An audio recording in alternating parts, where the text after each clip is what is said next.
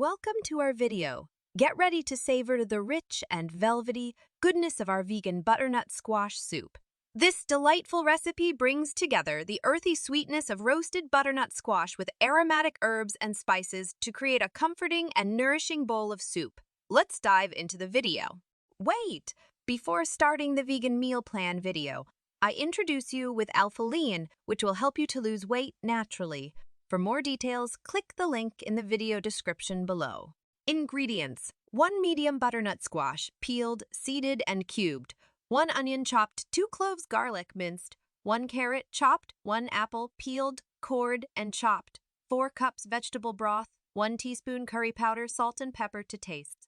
In a large pot, saute onion and garlic until softened.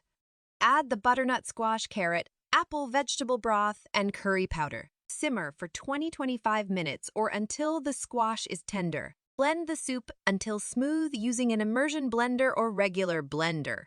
Season with salt and pepper before serving. For more vegan recipes, click the link in the video description below. Thanks for watching.